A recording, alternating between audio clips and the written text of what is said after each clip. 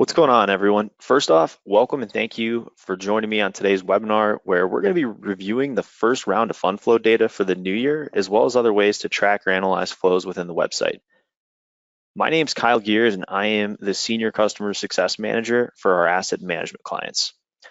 Should you have any questions for me throughout the webinar, you can submit them on the left-hand side of your screen, and I will be sure to follow up with the information that you're looking for. Please note that the content of this webinar is meant for educational purposes only and is not intended to be used as investment advice, nor is YCharts acting as an advising party regarding client funds in any way. Finally, we will be posting a recording of the webinar to the support topics page of YCharts and also be sending out a copy to all attendees. Now, let's go ahead and get rolling here. As far as today's agenda goes, we're going to cover three separate areas. First, we're going to cover the traditional YCharts fund flow report and how we can leverage it to understand markets and different trends.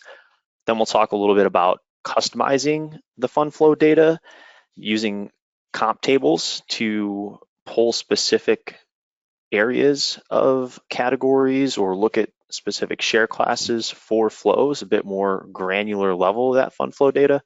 And then third, we'll take a look at customizing certain alerts so we don't have to manually pull information every time we're looking for data on specific funds that are important to us. With that said, let's go ahead and jump into the fund flow report. And this is our original beloved YCharts fund flow report. And for those unfamiliar with it, you're going to want to make it a priority to review on a monthly basis, as it provides extremely valuable information and insights. The fund flow reports are exclusive and not everyone receives them, which is why they are not hosted on the website directly. All clients receive the report via email around the 15th of every month for the prior month's flows. And the reason being is we have to ensure that every last fund and ETF has reported flows in full to ensure that all the data is accurate. So as far as the report goes, the first page is going to contain some primary information on markets via indices. And once again, this data is going to be as of the previous month end to keep it consistent with the flow data.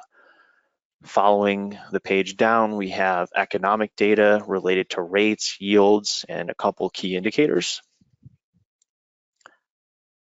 And then on the second page, we have the good stuff, the fund flow data, and we break the flows out between funds and ETFs. So first, we have mutual funds, and we're focusing on the inflows.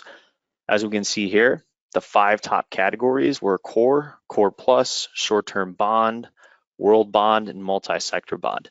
We rank everything on a 1-month time frame. So we're looking at January flows, and these are the top 5 categories in mutual funds that saw the largest inflows. We also have some additional supporting data for different time frames as it relates to those flows. And we also have the category returns, or as some like to call it, category average. As we continue to scroll down this page, we notice that each category is broken out or broken down to show the top 5 funds with the largest amount of inflows. And this is industry-wide using all share classes. So you might see some things like retirement shares. If you have a one-time event on something, you'll see a larger flow than usual. And we're not really cleaning or doing anything with the data. It's purely what's coming into the system or what's reported by the fund families. So what we have here for each grouping is once again sorted or ranked by 1-month flows. We have everything conditionally formatted so you can easily determine where the higher figures are, where the lower figures are, and determine if there's any sort of correlation with performance, which you see on the right-hand side for each of those funds. So up top, you have the category information, category flows, as well as returns, and each individual fund in that group. And when I'm thinking about the fund flow report, I like to think it's a little bit in between subjective and objective, because you have the data here, but it's all a matter of how you interpret it. So we can take a look and say, okay, intermediate core bond has seen continuous inflows because people don't want to take on the longer duration, and they think that's where they're going to get the most bang for their buck as far as risk is involved, or they might have a certain stance on rates, or world bond might have seen an uptick because of the falling dollar, or multi-sector bond because rates are rising a bit, and historically multi-sector bond has done well in a rising rate environment, might have seen inflows for that reason. So once again, you have the data here, but it's all a matter of how you interpret it. And as we're looking at this list here, we do have 5 for each category, but you might be thinking to yourself, well, 5 is great, but there's a lot of big names that are missing on here. I want to have the full picture. One convenient aspect of this report is the fact that you can actually click into each individual category and open up a full list in the website. I'm a fan of right-clicking on that and opening the link in a new tab just to keep the flow report as is. And that's another advantage of YCharts, is you can have multiple tabs open. So we actually hop over to that tab that we clicked on, and we have a full list here of all of the intermediate core bond funds with the flows. And there's 2 different ways to look at flows. We have them at the fund level, which aggregates all share classes, and we also have it at the share class level. So you can pick and choose the data points. Everything based on that link is structured to pull in the fund level. We're seeing multiple share classes here, but we can also clean this up and sort of edit this in the comp table by going to our list option. If I click on list, I can go to my fund tab, which gives me all of my fund specific data, and I can choose a certain share class, call it the iShare, that I want to narrow that list down to. Cleans it up a little bit. Now I'm only focused on iShares. So it just makes the data a little bit easier to read, sift through, and analyze. But the customization ability is really where you're going to have a lot of flexibility to narrow down things like share class or make certain edits based on exactly what you want to see. So jumping back to the fund flow report and continuing on, let's go ahead and scroll down and take a look at outflows for mutual funds. When we see foreign large blend, which could be interesting because you would feel like foreign large blend would be in favor with a falling dollar, but that one's interesting, being the top slot for outflows at 24+ billion. You also see large growth and blend taking a hit as well, actually across the board, all 3 styles and large caps. And maybe people are thinking, okay, let's take a little bit of risk off the table here, or maybe there's other areas that are a bit more attractive, such as small cap, which had a huge run as of late.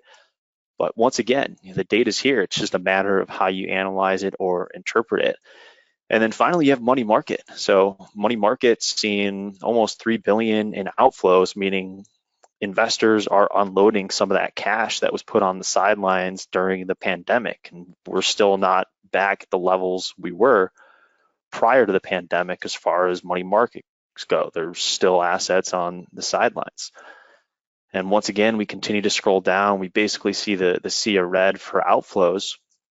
And you look over and you see performance, large growth across the board has done really well. And maybe people are thinking that that run might be over and are making tactical changes or making decisions based on shifts in sentiment from growth to value or whatever the case might be there. So as we continue to scroll down the page, we now get to the ETF portion. And ETFs are interesting because you'll find a couple more specific categories, which we see in this example here. As far as the ETF inflows go, we have financials in the top spot there at 5.97 billion. And this might be a play on value, this might be a play on rates, but it looks like there's a lot of investors betting on financials being a strong sector for the near term. If you take a look at the performance on the right-hand side, not too hot over the last 1 year, but over the last 3 months, the returns have been fairly strong for financials, and it looks like there's a bit of a focus on banks. Next, you have miscellaneous sector. And this one's actually extremely interesting because if you take a look at the makeup of miscellaneous, you have a lot of clean energy or green energy, solar, you have that whole theme, and that could be a political play as well as an innovation play. But if you take a look at something like the flows, once again, across the board, you're seeing inflows, and then the returns, they support it. So there's a lot of momentum here. Can the momentum continue? There's obviously a reason there's a ton of assets going into these type of products. Take a look at the astronomical returns over that last 1 year period, and people might think that is going to continue. Next on the list is diversified emerging markets, or simply EM, 5.6 billion here. We see a whole group of EM ETFs. We don't see the classic EEM in there, but there's a couple others that are seeing some of those top flows. Once again, falling dollar play. Looks like everybody has sort of piled into that trade in January, and let's see if that continues. And then once again, same theme with core and core plus. ETF wise, as well as mutual funds, we're seeing massive inflows into intermediate. So everybody seems to be comfortable with the risk associated with intermediate, not wanting to take on too much risk with longer duration. And it seems like everybody thinks that that's where you're going to get the most bang for your buck. And then last but not least is the ETF outflows. And not only are we seeing outflows and large blend and large growth in mutual funds, but we're also seeing it in ETFs, which are top on the list, as well as high yield bond, long government, which doesn't tend to do well in rising rate environments. Everybody seems to be piling out of that trade. And then consumer defensive, which is another sector that has just sort of been moving along, treading water, not really losing, not really winning, as we'll see if we scroll down here based on performance. But we see where some of the top ETFs in terms of outflows are getting hit between blend and growth. Same deal with high yield, long government, and something like that year-to-date return, as we've seen the 10-year, for example, creep up. These ETFs aren't doing too well. And then consumer defensive, as I mentioned, hasn't done phenomenal, hasn't done awful, but based on the flows, it looks like people are placing their chips elsewhere. So this traditional fund flow report is great for this analysis and insight, but there's a lot of larger categories that might be missing. And that was a lot of feedback that we heard initially on this report. So what we did is we went ahead and created an additional report to support this one. And that's going to be our factor and strategy flows. And this basically looks at specific categories or specific areas of the market. We start out with the equity flows. All of your basically style boxes here up top. And this report's a little bit different in the sense that it's structured to show combined flows as well as split out mutual fund and ETF flows. So we're not calling out any specific tickers or products. Everything is rolled up into one whole grouping. So you have your combined flows, fund flows, ETF flows, and then you also have category returns here. Once again, conditionally formatted, making it much easier to determine what's seeing inflows, what's seeing outflows, performance-wise, what's doing well and what isn't doing well. So interestingly enough, we saw quite a bit of outflows from the large cap categories, but take a look at things like mid cap and small cap, which have been dominating over the last 3 or 6 months. We're seeing quite a bit of green here and a bunch of inflows into those categories. And you can even see here, for example, year to date, small cap is leading the way, followed by mid cap, and large cap basically flat through January. Then as we scroll down a little ways, we obviously have all of our fixed income categories here. Same as equity, have everything conditionally formatted to make things stand out or allow the eye to sort of catch what's seeing inflows, what's seeing outflows. Same theme here, intermediate, a lot of short term. muni. So across the board, a lot of cash going into fixed income, not a whole heck of a lot of deep red cells. And then as we scroll down here, you have mutual funds versus ETFs.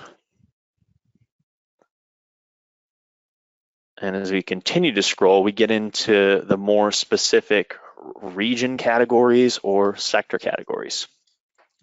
And this one's actually really interesting, the geographic equity factors, because here we have diversified emerging markets. And once again, the combined flows, so ETF and mutual funds, 7.5 billion into diversified emerging markets in January, almost 20 billion over the last 3 months. So that play seems to be on based on where money is moving into the market. You also have foreign equity down here, and foreign equity basically rolls up your foreign large blend, foreign large growth, foreign large value. And we've seen about 15, almost 16 billion out the door in the last month or in the month of January for foreign equity. And quick note here, just because we do roll it up, if you want to break that out a little bit, we'll go ahead and mention the ability to right click and open that up in a table. And the comp tables can take a while to load at times because we are pulling in quite a bit of data. So 1,800 securities as well as 4 columns of data. Quick tip when you are working in comp tables, if you want to collapse the information and create some more space for yourself, you can click these double down arrows next to securities and metrics. And now we're looking at the full list of all foreign large funds. But if we want to identify whether it's a growth, value, or blend fund, another quick tip that I'll share with you is the ability to add info columns. So if you click on the info column button on the right-hand side, we'll go to fund info, select category name, and click submit. That's going to slot that in at the end, and we can drag and drop it to the left-hand side and place it right next to the name of the fund. So it'll reload for us, but now it makes it extremely easy to identify what type of foreign large fund that is. So, is growth seeing inflows? Is value seeing inflows? Vice versa. You're going to have the ability to sort by that column and get a better idea on where the flows are going internationally. And then the last portion of this page, you have the sector breakdown. So once again, we saw in the previous report, financials seeing a huge amount of inflows as far as the sectors go. So you see financials, and then everything else is sort of behind the financials a bit. So everything else is in the same range of 1 to 2 billion, health, industrials, natural resources, tech. Once again, consumer defensive, we discussed, is seeing some outflows. And then you can take a look at the performance here. And this is always helpful to get a good idea of what's doing well over the last year, recently, year to date, 3 month, to see if there's any sort of relationship or correlation between that sector, its performance, and the flows. So just to recap, we covered 2 reports here. We covered the standard fund flow report, which breaks down the top 5 and bottom 5 categories for both mutual funds and ETFs, as well as the strategy report, which takes a step back and gives you that high-level overview based on style boxes or categories to give you the big picture. Now that we've accomplished walking through the fund flow reports, I now want to discuss some things within the website itself. If you want to go out and start pulling data in based on specific categories, or if you have certain things that you want to look at and customize. And there's 2 routes that you can go to do that. One of them we sort of already covered, which is comp tables, and you can link directly to those comp tables through the fund flow report by clicking on that particular link or category, or right-clicking it and opening it in a new tab.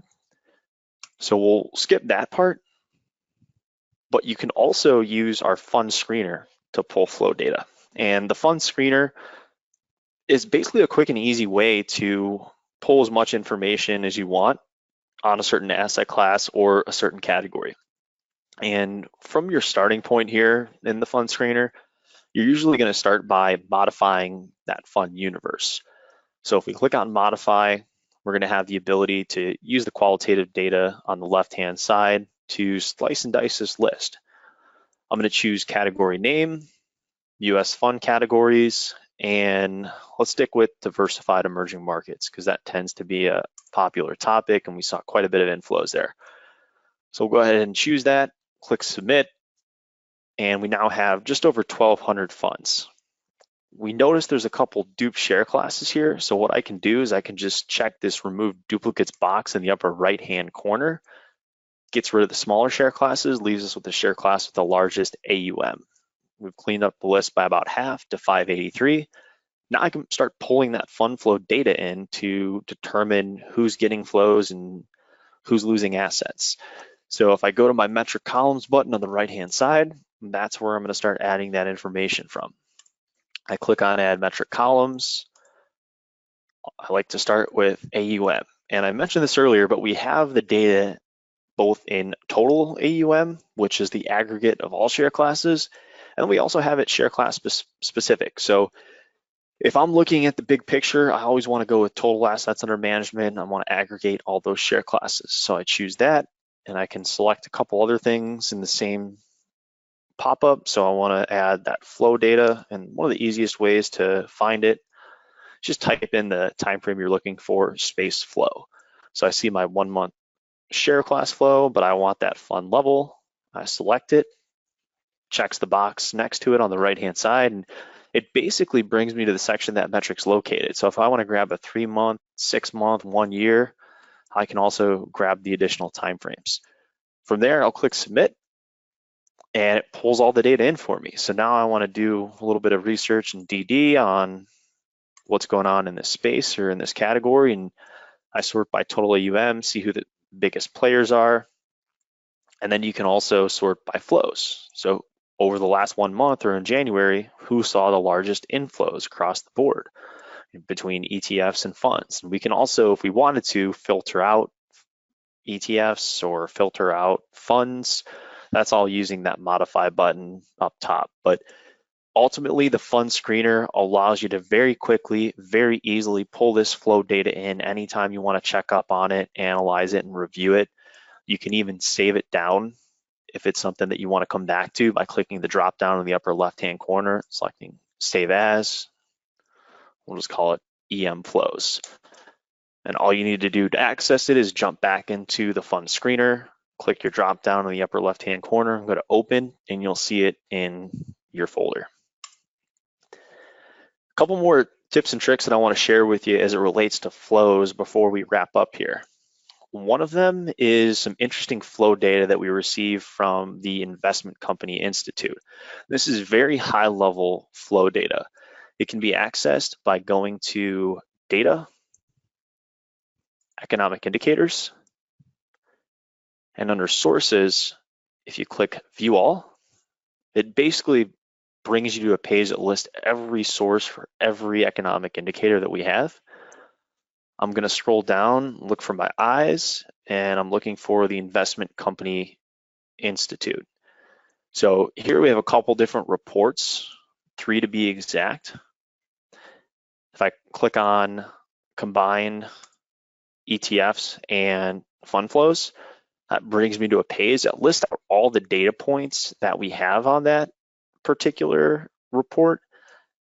And you'll notice it's a bit delayed, but it's still extremely interesting being able to visualize or leverage this data. So if I click on View and Sort all 18, it gives me that full list.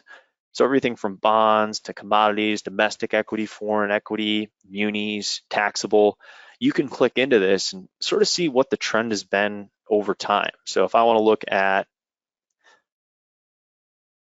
muni data, for example, combined flows between funds and ETFs. This is on a monthly basis. I have the ability to do that and look back historically what those flows were. And this can also be charted. You can overlay rates. You can do a lot of really interesting things with the data itself. So just wanted to point that out because that might be interesting. But the one downside to it, as you can notice, it's only through November 30th and the reporting is a bit delayed. The last thing that I wanted to share as it relates to fund flows is the ability to set up alerts or customize your watch list to show flow data. So if I hop over to my ETFs and funds dashboard,